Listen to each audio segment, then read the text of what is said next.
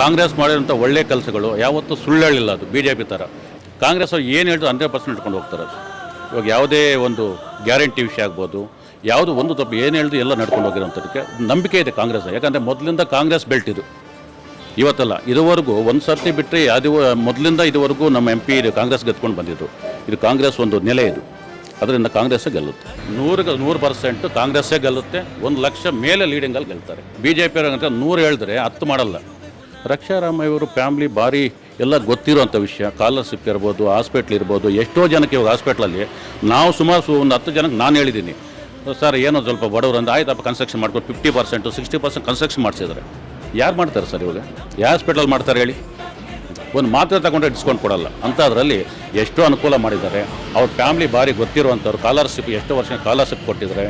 ಭಾರಿ ಇಷ್ಟ ಇದೆ ಇವರು. ಅವ್ರು ಹೇಳ್ಬೇಕಂದ್ರೆ ಒಂದು ದಿವಸಲ್ಲಿ ಹೇಳಬೇಕು. ಅವ್ರ ಫ್ಯಾಮ್ಲಿ ಅಷ್ಟು ಒಂದು ಕುಟುಂಬದಿಂದ ಬಂದಿರುವಂಥ ವ್ಯಕ್ತಿ.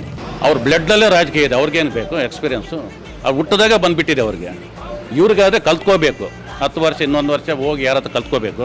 ಅವ್ರು ಹುಟ್ಟಾಗ ಅವ್ರಿಗೆ ಬಂದುಬಿಟ್ಟಿದೆ ರಾಜಕೀಯ ಏನು, ಅವ್ರ ಫ್ಯಾಮ್ಲಿ ಅಂತಾರೆ, ಅವ್ರ ವಂಶ ಅಂತಾರೆ. ಅವ್ರು ಗೆಲ್ಲಬೇಕು ಅಂತ ನಮ್ಮ ಆಸೆ ಅಲ್ಲ.